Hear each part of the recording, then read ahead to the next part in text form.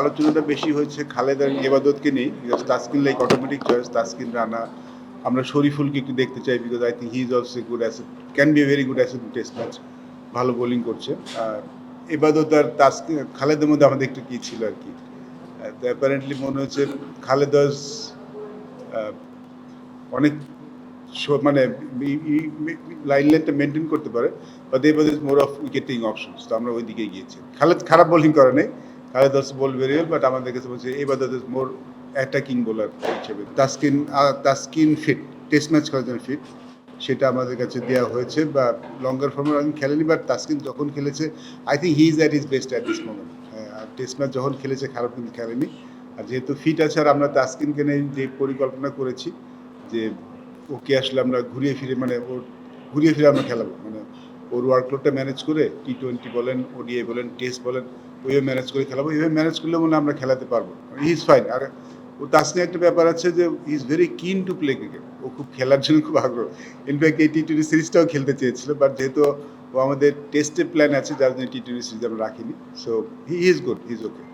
So আমি জাকির আলীর সাথে কথা বলেছি, আমি ফিরে যাওয়ার পর আবার ও সামনাসামনি বলবো, এমনি জানিয়েছি কেন সে বাদ করেছে। হাসান মুদের সাথে কথা হয়েছে, ক্যাপ্টেন কথা বলেছে, আমি যে সামনাসামনি কথা বলবো। খালেদের সাথে আমার ফোনে কথা হয়েছে, বাট আমি আসলে এমনি ইউজুয়ালি আমি কেন বলেছি ব্যাখ্যা করেছি, বাট আমি ওদেরকে যাওয়ার পরে আমি সামনাসামনি বসবো আর কি। সো এমনি বলা হয়েছে, বাট আমি সামনাসামনি বসবো। দেখুন, অমিত দলে এসেছে যে ব্যাকআপ উইকেট কিপার হিসেবে, কারণ এখানে উইকেট কিপার যিনি আছেন লিটন, আর একটা ব্যাকআপ উইকেট কিপারদের টেস্টে এখন লাগে, মানে যে কোনো ফর্মেটে লাগে। সো ও ব্যাকআপ উইকেট কিপার অপশন হিসেবে এসেছে। অমিত মানে হি প্রুভড হিমসেলফ, আমি বলবো যে হি সিলেক্ট হিমসেলফ, আমরা সিলেক্ট করতে ও নিজে নিজেকে সিলেক্ট করেছে, আমি বরং এভাবেই বলবো আর কি।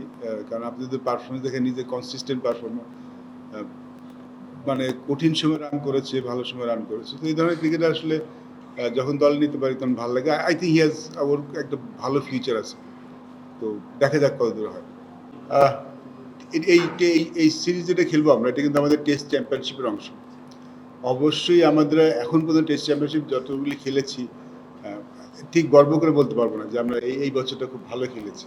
আমাদের প্ল্যান অবশ্যই যে এই যে টেস্ট সিরিজ যেটা শুরু হলো, চ্যাম্পিয়নশিপ শুরু হলো, এই বছরটাতে আমরা যেন ভালো করতে পারি, তার আগে একটু যেন এগোতে পারি, আর নিজেদেরকে একটু উপরের দিকে নিয়ে আসতে পারি, সেটা প্ল্যান নিয়ে এগোচ্ছে।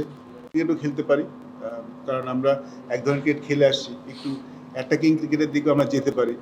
দেখেছেন আপনার একজন নতুন ওপেনার কিন্তু আমরা নিয়েছি যে এই দলে, সেটা কিন্তু একটা অনেকটা নট দ্যাট যে এখনই শুরু হবে, বাট এটা লং টার্ম পরিকল্পনার অংশ হিসাবে কিন্তু এসছে। আমার মনে হয় যে আমরা খুবই, আমি এর আগে বলেছি, মেনশন করেছি, আমাদের বোলিং সাইডটা ইজ ওকে। আমার মনে হয় বোলিং সাইডটা এখন বাংলাদেশের 20টা উইকেট নেওয়ার মতো সামর্থ্য আছে, এটা আগে অতটা ছিল না। আগে ভালো বলার ছিল, কিন্তু এখন মনে আমরা নিয়মিতভাবে 20টা উইকেট নিতে পারি।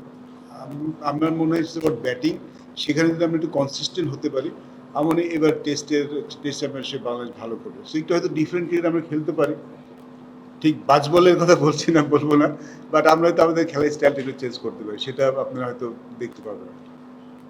আমরা যখন কোনো খেলা সিলেক্ট করছি, তার খেলার ধরনটা দেখে সিলেক্ট করছি। আমি যাকে সিলেক্ট করছি তাকে চাচ্ছি সে ওই ধরনের ক্রিকেটই খেলুক, সে দলে আসলে ওই ধরনের খেলাটা দিয়ে আমরা আমাদের খেলাটা কেমন হবে সেটা পরে ডিসাইড করবো, but it's part of our plan যে আমরা এরকম ক্রিকেট খেলতে পারি। যদি দরকার হয়, আমরা যদি চাই, তাহলে আমরা সেরকমভাবে সেটা ধরনের খেলার জন্য আমাদের দলে থাকে।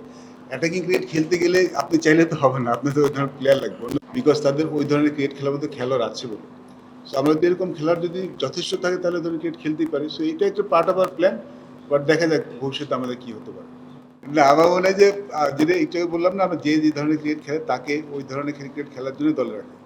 আমাদের যে দুজন ওপেনার আছে, তাদের খেলার একটা স্টাইল আছে, আমি চাই ওই ন্যাচারাল স্টাইলের বাইরে যে খেলুক সেটা আমি চাই না, কারণ তাহলে সাকসেস করার চান্সটা কমে যাবে।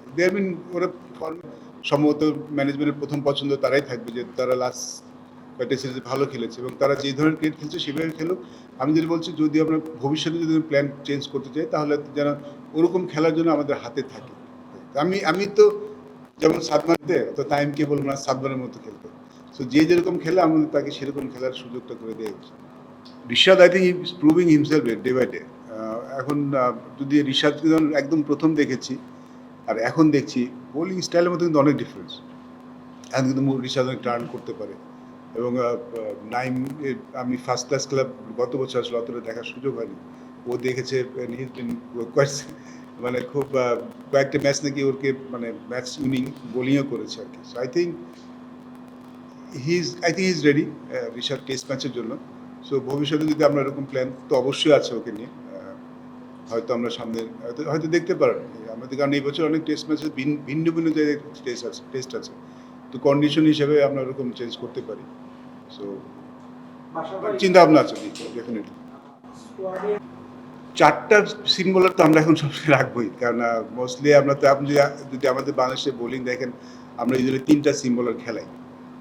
তো যদি আমরা কিন্তু এখন যদি কন্ডিশন দেখেন, কন্ডিশন কিন্তু চেঞ্জ হচ্ছে।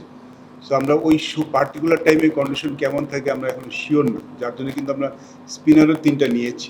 মানে এখনও কিন্তু আমরা স্ট্র্যাটেজি গেম প্ল্যান আমরা ঠিক করতে পারিনি যে পাকিস্তানের সাথে কেমন হবে। একটা তো ভালো দিক আছে যে আমরা ফাস্ট বল উইকেট বানালেও আমাদের ফাস্ট বলার ভালো আছে। আবার যদি এরকম হয় যে কন্ডিশনের কারণে আমরা রাখতে পারছি উইকেট, আপনি দেখেছেন যে উইকেট কিন্তু ডেটোরেট করে যায়, মানে আমরা যত উইকেটেই ডেটোরেট করেছি, কারণ আমরা একটু বসতে হবে যে 5 দিন আসলে উইকেটটা কেমন থাকবে। আপনি গরমের জন্য উইকেটটা কিন্তু সেকেন্ডের পরে ভাঙা শুরু করে, সেক্ষেত্রে আমরা স্পিনার হয়তো বেশি নিয়েই খেলতে পারি। সো যার জন্য 2-4 দিকে রাখা হয়েছে। এখন দেখা যায় যে ওই সময়টা কন্ডিশন কেমন থাকে, উইকেটটা কেমন আমরা পেতে পারি, যার জন্য ব্যালেন্সটা রাখা হচ্ছে দুদিকে, পেস এবং স্পিন দুটোকে। ঘরোয়া ক্রিকেটের অনেকেই বলে না ঘরোয়া ক্রিকেটের মান খারাপ, আমাদের ঘরোয়া ক্রিকেটের মান কিন্তু অতটা খারাপ না, এবং উইকেট কিন্তু অনেক ইমপ্রুভ করেছে লাস্ট 3 বছরে। এখন কিন্তু উইকেট স্পোর্টিং উইকেটে খেলা হয়, এখন কিন্তু রান করাটা সহজ নয়, বোলারও কিন্তু ভালো বোলিং করে। সো আমার মনে হয় মানটা কিন্তু একটু বেড়েছে, ক্লোজ টু ইন্টারন্যাশনালের মতো না হলেও খুব বেশি ডিফারেন্সটা কিন্তু কমেছে, উইকেট ভালো হয়েছে। আর আমরা 2টি টুর্নামেন্ট খেলি, একটা এনসিএল একটা বিসিএল। তারপরে আসলে আমাদের অন্য ক্রিকেটও হয়, এখানে বেশি আসলে সুযোগ করে দেওয়াটা একটু ডিফিকাল্ট ঘরোয়া ক্রিকেটে। বাট আমরা যেমন জিম্বাবুয়ে আসছে, সেখানে আমরা 4 ডে ম্যাচ খেলবো। আমরা সাউথ আফ্রিকা যাচ্ছি, সেখানে 4 ডে ম্যাচ আছে। আমরা অস্ট্রেলিয়া যাচ্ছি, সেখানেও 4 ডে ম্যাচ আছে। তো আই থিঙ্ক এই বছর আমরা মোটামুটি কাভার্ড। আমাদের যারা বাইরে বসে আছে কিংবা যারা টেস্ট খেলছে তাদেরকে আমরা এই ক্রিকেটটা আমরা খেলার সুযোগটা করে দিতে পারবো। এই বছর মনে হয় না সমস্যা হবে, কারণ এটা আসলে ওই টিমের খেলাগুলো বেশি থাকলে হয় কি, এই জিনিসটা রিকভার করতে সুবিধা হয় কিংবা সবার সুযোগটা করে দেওয়ার জন্য ভালো হয়। তো এই বছর ওই সুযোগটা আছে আমাদের।